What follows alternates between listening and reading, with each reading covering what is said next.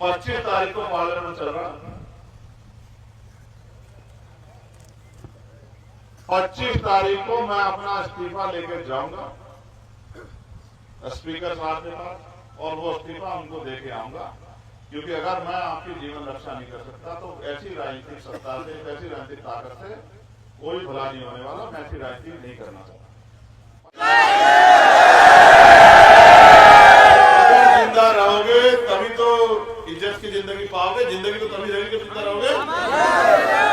देखो, अन्याय करने वाले से अन्याय सहने वाला ज्यादा दोषी होता है। बताओ, मुकदमा दर्ज हो गया, इसमें कार्रवाई होनी चाहिए, नहीं होनी चाहिए? इसको भी जेल के साथ जाना चाहिए। 26 तारीख ये डेडलाइन है हमारी तरफ से। कहना नहीं चाहता उसकी माँ को, उसकी बहन को, उसके बाप को, उसके बहनोई को, उसके रिश्तेदारों को पुलिस थाने में घुसेड़ देते और लटों इतना कूटती कि वो लोग हाथ जोड़ के बैठ जाते कि हमें माफ करो, जिनका कोई दोष नहीं होता। कि ये जमीन गीली, मैं इस बात को समझ सकता हूं कि यहां बैठने से कपड़े गीले हो जाएंगे, इसमें कोई दो राय नहीं। लेकिन ये भी सच है कि आज हम शादी ब्याह में नहीं आए, आज हम किसी के जन्मदिन में, किसी की सगाई में, किसी के यहाँ और किसी इस तरह के प्रोग्राम में नहीं आए कि हमारे कपड़े अच्छे बुरे होने से कोई फर्क पड़ता। आज हम लोग जो बड़े पैमाने में यहाँ जुटे हैं वो ये सुनो, ये बेटे, ये बड़ों की बात मान लो, बड़ों की बात माना करते हैं।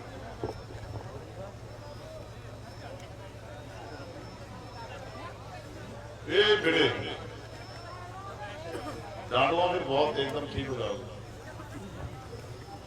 तो आज हम लोग यहाँ दुख में, तकलीफ में, और भाई कमल जी के, भाई शीशपाल जी के, उनके परिवार को ये विश्वास दिलाने के लिए इकट्ठा हुए हैं कि वो अकेले नहीं, हम सब लोग उनके साथ। यही कारण है ना।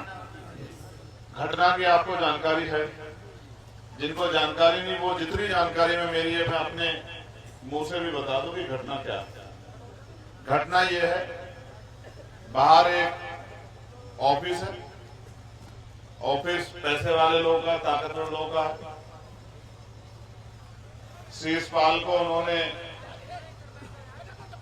एक छोटी सी बात का आरोप लगा के पीट दिया। शीशपाल घर आया, शीशपाल ने गुस्सा जाहिर किया तो उनके पिता ने कहा कि घर में शादी का समय है, झगड़ा नहीं सोचते, मैं उनके पिता को कह के आ जाता हूं, वो उनको डांट देंगे। उनके पिता गए, उनका भाई गया तो उनके पिता को भी पीटा। अच्छे हथियार बना रखे हम लोगों ने। मैंने अभी देखा लोहे के एक उसमें डंडे में चैन सेट वेल्डिंग कर रखा है। वो इसलिए नहीं कर रखा कि उस चैन सेट से उन्हें घास काटना है या साइकिल चलानी है, वो इसलिए कर रखा है क्योंकि आदमी जो काम करता है उस काम में यूज होने वाले चीजों को तैयार करता है। जैसे जो लोग खेती करते हैं तो वो टीलर, हैरो, इन सब चीजों की व्यवस्था करते हैं। जो कोई यात्रा करता है तो वो साइकिल, मोटरसाइकिल, 4 पे गाड़ी, तो वो यही काम करते हैं। पहले भी उन्होंने 1 साल पहले हत्या की थी तो उन्होंने वो बनवा रखे हैं। असल में इन ताकतवर लोगों का काम ये है कि ये गरीबों को पहले शराब पिलाते हैं, शराब पिला के, क्योंकि पीने में अच्छी लगती है, नुकसान कुछ होता नहीं, फिर उनको कर्ज देते हैं आदि बना के। फिर उस कर्ज से उगाही के नाम पे उनकी जमीनों को बहुत कम पैसों में उनसे छीन लेते हैं, अपने नाम करा लेते हैं। ये इस तरह पैसे वाला बनना चाहते हैं। ये एक प्रक्रिया है जिस प्रक्रिया पे काम कर रहे हैं। अब गरीब आदमी जिसका उधार है वो सोचता है कि ठीक है भाई चलो जान पड़े। अब ये क्रिमिनल लोग हैं तो ये भी सोचते हैं कि चलो कम से कम जमीन ही जा रही है, जान तो सलामत, ऐसा नहीं तो क्रिमिनल लोग मार दें। तो ये खेल यहां चल रहा है। अब आप देखो, उत्तर प्रदेश सरकार जो जीरो टॉलरेंस की बात करती है, मुख्यमंत्री बहुत बड़े बड़े दावे करते हैं, दूसरे स्टेटों में जाकर कहते हैं कि उत्तर प्रदेश जैसी कानून व्यवस्था होनी चाहिए। 1-2 घंटे पुलिस को फोन करने के बाद पुलिस यहां नहीं आई और बताया गया कि जेवर की पुलिस आ जाती है लेकिन रघुपुरा की पुलिस नहीं आती। फिर परिवार थाने चला जाता है तो 1 घंटे तक अगर कोई जानवर होता, गाय, बैल, बकरी, कुत्ता, तो शायद उसके जीवन बचाने के बारे में सोचा जाता, लेकिन 1 घंटे तक कमल का जो शरीर है, मुझे नहीं पता उस समय तक उसकी जान चली गई थी नहीं चली गई थी, लेकिन 1 घंटे तक वो थाने में पड़ा रहता है। पुलिस उसके बारे में नहीं सोचती, क्योंकि उत्तर प्रदेश में मैंने कहा दलितों की जान दाल से भी सस्ती होगी। फिर पुलिस उसको लेके जाती है, कहते कि हम उसको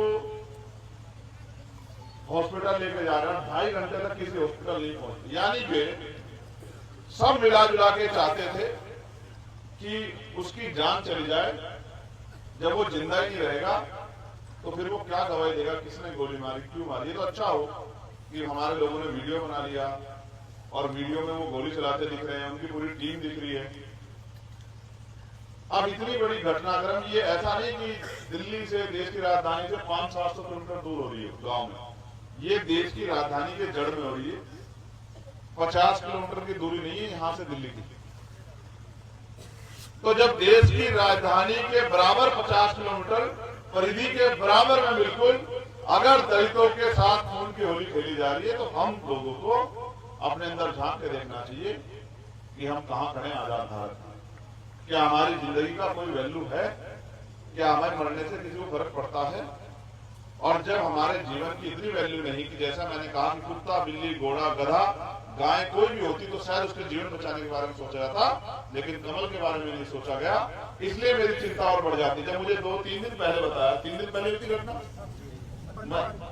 15 को, आज 19 है, मैं झारखंड में था, मुझे बताया गया, मैंने यहाँ के अधिकारियों से बात की, फिर मेरी परिवार के लोगों से बात हुई, मैंने इनको विश्वास दिलाया कि आप अकेला मत समझना। कल शाम प्रचार खत्म हुआ, रात में आने का कोई तुक नहीं बैठता। मैंने कल इनको खबर भेजी थी कि मैं परसों आ जाऊंगा, लेकिन ऐसा नहीं ना कि मैं फॉर्मेलिटी करने आ जाऊं, आया मिलके 2 मिनट बैठ के चला गया, ऐसे में क्या हो जाएगा। तो जरूर चली मेरे पास, मुझसे कहा गया कि आप कल ही आ जाओ। मैंने कहा कोई फायदा नहीं हुआ कल आने का, कम से कम मेरे पास इतना समय हो कि मैं 2-4 घंटे पहले बैठ के समझ सकूं और फिर समझा सकूं। अभी 6 आरोपी गिरफ्तार हुए, 8 आरोपी फरार। और बुरा मत मानिए, जब तक इतने महान थानाध्यक्ष और उनके महान चौकी इंचार्ज रहेंगे, तब तक आप गारंटी ले लो आपको न्याय मिल नहीं सकता किसी भी कीमत पर। इसलिए 25 तारीख को पार्लियामेंट चल रहा, 25 तारीख को मैं अपना इस्तीफा लेकर जाऊंगा स्पीकर साहब के पास, और वो इस्तीफा उनको देके आऊंगा। क्योंकि अगर मैं आपकी जीवन रक्षा नहीं कर सकता तो ऐसी राजनीतिक सत्ता से, ऐसी राजनीतिक ताकत से कोई भला नहीं होने वाला। मैं ऐसी राजनीति नहीं करना चाहता। 25 तारीख को मैं जाऊंगा अपना इस्तीफा लेके। अगर 25 तारीख से पहले वो सभी आरोपी गिरफ्तार नहीं होते और जो मांगे हमारे लोगों ने दिए वो मांगे पूरी नहीं होती, तो 25 तारीख को मैं आपको समाज के जिम्मेदार लोगों को कहना चाहता हूं, ना मैं पहले मेंबर ऑफ पार्लियामेंट बनना चाहता था, ना मैं एमएलए बनना चाहता था, ना मैं मंत्री बनना चाहता था। मैंने तो ये लड़ाई बहुजन समाज के लोगों के हितों की रक्षा के लिए शुरू की। और मैंने क्या नहीं साहब ने देखा, जेल 16 महीने मैंने काटी, मुकदमे मैंने झेले, लाठियां मैंने खाई, और जब उससे भी इनका दिल नहीं भरा तो मेरे ऊपर गोली चला दी। मेरी गोली में और कमल की गोली में 1 इंच का फर्क होगा मुश्किल से। उसको शायद पिस्टल से गोली लगी 315, उसका तमंचे में गोली शायद थोड़ी दूर से लगी, मेरी नजदीक से। अगर 1 इंच इधर होती तो आज कमल की जैसी तस्वीर आपके घरों में मेरी भी लगी। कहना आसान है, कहना आसान है और लड़ना मुश्किल है। अपने लिए हर कोई जी सकता है। जब हम महापुरुषों के सम्मान के, उनके मिशन की बात करते हैं तो फिर हमें उनके जैसी जिंदगी जीनी पड़ती है। मैं आपको विश्वास दिला कहता हूं कि ये लड़ाई अभी शुरू हुई है और ये लड़ाई आखिरी लड़ाई हो फिर किसी कमल को, शीशपाल को ना पीटा जाए, ना गोली चले, इसका इंतजाम हमें आज ही करना पड़ेगा। आज तो आप बिना बुलाए आए हो, आज आप बिना बुलाए आए हो, लेकिन अगर मैं आपसे कहूं कि 26 तारीख को आप इससे 10 गुनी संख्या में कमिश्नर कार्यालय आ जाओगे? नहीं, ऐसे नहीं। मुझे कई बार आपको बिठाना पड़ा, मैं इस बात से सहमत नहीं। ऐसे नहीं, दोनों हाथ वाले बताओ, आ जाओगे? अभी भी तुम्हारी आवाज में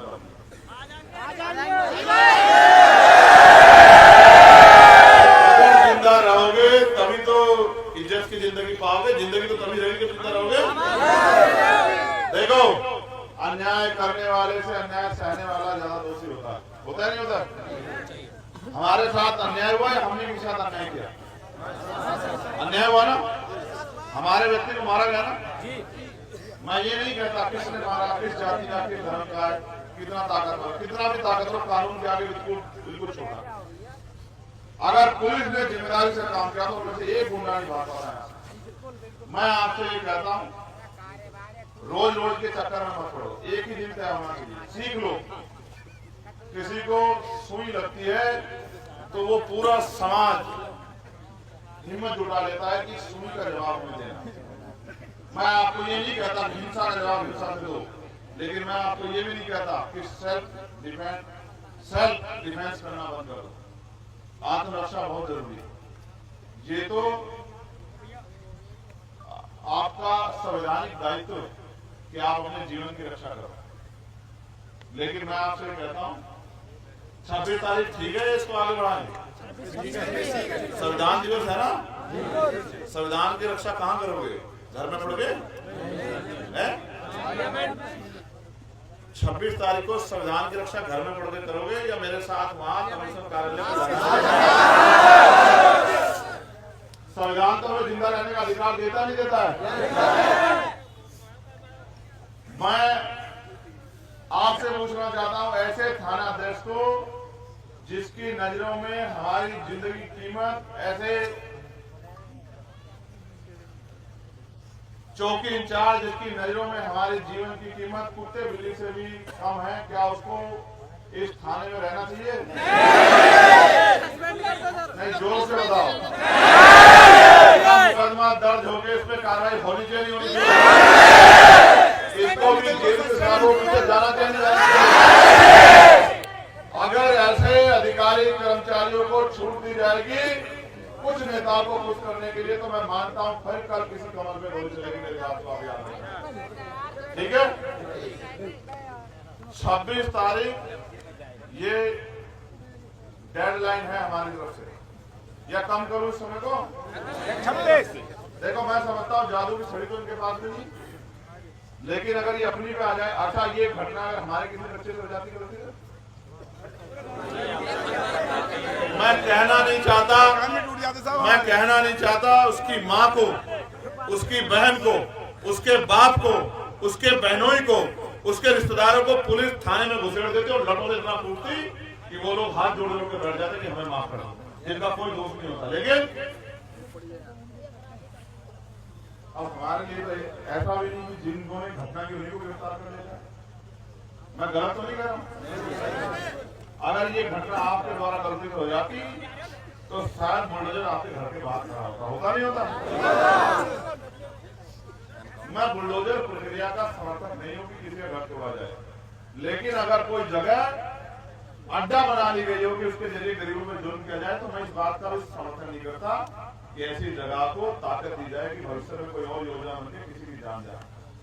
और ये भी एक कड़वा सच है कि यहाँ 60% आबादी इस गांव में जाटो समाज की है या नहीं है? लेकिन उन्होंने किसी को पत्थर तो नहीं मारा। ये इस बात का उदाहरण है कि अगर 60% लोग चाहते तो 40% लोगों में से एक आदमी को नुकसान पहुंचता तो मैं मान लेता कि हमारा समाज जिम्मेदार नहीं, लेकिन हमारे लोग जिम्मेदार है। जिम्मेदारी को बना के रखना, किसी की बातों में आके बहुत हाय हुल्ला मत करना। अगर लड़ाई एक दिन में जीती जाती तो मुझे लगता है कि कोई जुल्म नहीं होता हमारे साथ। मैं आपसे आग्रह करूंगा, हमारे वकील साहब है यहाँ, एडवोकेट मधुर साहब, मैं उनसे आग्रह करूंगा, एक आप FIR भी ये एक घटना नहीं है, दो घटना है। इनकी एफआईआर अलग होनी चाहिए और दूसरी हत्या वाली एफआईआर दूसरी होनी चाहिए। आप एक एफआईआर लिखो, अब ये एफआईआर उसकी है, इनके वाली अलग से एफआईआर लिखो। उस एफआईआर पे हम उस एफआईआर को अभी अधिकारियों को देंगे, वो मुकदमा दर्ज हो। उसमें जो आरोपी थे, जो 6-7 लोग जिन्होंने इनके साथ मारपीट की, जिन्होंने इनके बेटे के साथ मारपीट की, जिन्होंने इनके बड़े बेटे के साथ मारपीट की, उन सब के खिलाफ भी दूसरा मुकदमा दर्ज होना चाहिए। अगर वो उस दिन दूसरी घटना में इन्वॉल्व है तो होना चाहिए। दो घटना है, दोनों में उन पर कार्रवाई होनी चाहिए। एक घटना के तौर पे इस घटना को ना देखा जाए, ठीक है। किसी ने गौर से सुनना, किसी ने किसी का हाथ तोड़ दिया, एक हाथ, 2 घंटे बाद आके उसकी टांग तोड़ दी, फिर 4 घंटे बाद आके उसका सर फोड़ दिया, फिर 8 घंटे बाद आके उसको गोली मार के हत्या कर दी। अगर ये एक आदमी होता तो पूरी घटना एक ही उसमें आ जाता, लेकिन जब ये आदमी एक से ज्यादा है और घटना अलग अलग जगह पे हुई तो ये केस भी कमजोर हो जाएगा। अगर हम इसको मिक्स से खिचड़ी बना देंगे, ये अलग अलग घटना है, उसमें अलग अलग कार्रवाई होनी चाहिए, ठीक है। जब वो थाने जाएंगे, अलग अलग जगह जमानतें करवाएंगे तो उनको भी पता लगेगा। जब इस विषय में मैं अपनी बात करूँ तब फिर आप अपनी, मैंने आपका कागज दीजिए। मैं तो जहां जाता हूँ 10-20 एप्लीकेशन मेरे पास आ जाते क्योंकि कहीं कोई कार्रवाई हो नहीं रही। मैं आप सबसे आग्रह करता हूँ, अगर आपके अंदर वास्तविकता में महापुरुषों के संघर्ष का इतना सा भी अगर असर है या आपके खून में इतनी सी भी गर्मी है, इस घटना के प्रति रोष है, तो 26 तारीख को संविधान दिवस कमिश्नर कार्यालय को मेरे साथ मनाओगे? ऐसा तो नहीं पुलिस वाले आ जाएंगे, तुम मत जाना, मुकदमा घर बैठ जाओगे। अभी बता दो मुझे, फिर मैं अपनी तैयारी कहीं और से करके आऊंगा। शेखर जी संघर्ष करो, शेखर जी संघर्ष करो, हम तुम्हारे साथ हैं। शेखर जी संघर्ष करो, हम तुम्हारे साथ हैं। कि अगर मैं कोई काम कहता हूं तो उसको करता हूं, नहीं करता हूं, जानते हैं। ये तो नोएडा है, अगर मैं दिल्ली के लिए भी कोई बात कहता हूं तो अपने पैरों पे खड़ा होकर कहता हूं। आप मुझे आज ना कर दो कि भाई हमें भय है, हमें डर है, हमें पुलिस खा जाएगी, निकल जाएगी, हमें कोई ये कर देगा, हम नहीं आएंगे, तो मैं वचन दे कहता हूँ कि 1 लाख लोग आपसे बाहर से उठा लूंगा। आप जानते नहीं जानते ताकत, ये आप ही की दी हुई ताकत है। आप तय कर लो, आप आओगे या मैं बाहर के लोगों को न्योता भेज दूंगा? आ जाओगे? अब मैं, हमारे सम्मानित अधिकारी भी सुन रहे हैं, मैंने उनसे आग्रह किया था वो मुझे बता दें क्या पुलिस प्रशासन हमारी बात को सुन रहा है, नहीं सुन रहा है, उन अधिकारियों पे कार्रवाई हो रही है, नहीं हो रही है। नहीं हो रही है तो हम यहीं बैठे, हम नहीं जा रहे कहीं अभियान। जब उन पे कार्रवाई हो जाएगी और इसकी जानकारी हमें हो जाएगी, उसकी पुख्ता रिपोर्ट हम पे होगी, तभी हम यहाँ से जगह छोड़ेंगे, वरना धरना आज से शुरू हो जाएगा। मेरी बात को आप याद रखना। मेरे पे कोई काम नहीं, मेरे ये बहुजन समाज की सेवा के अलावा मेरे पे कोई काम नहीं है, कोई काम नहीं है मेरे पास के अलावा। मेरी कोई जमीन नहीं ऐसी होती जिसमें खेती की दिक्कत हो, मेरी कोई फैक्ट्री नहीं है, मेरा कोई उद्योग धंधा नहीं है, तो आज मुझे तो यही है मेरे पे काम। मैं अधिकारियों से, सम्मानित अधिकारियों से कहूंगा कि वो बात कर लें और बैठ जाओ। आप जो इस आंदोलन में हमारे साथ है यहाँ, वो बैठ जाओ,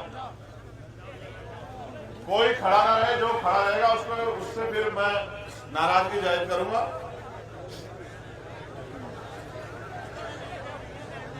ये हमारी शक्ति है, जब हम बैठ जाते हैं ना तो मुट्ठी बन जाते हैं हम लोग।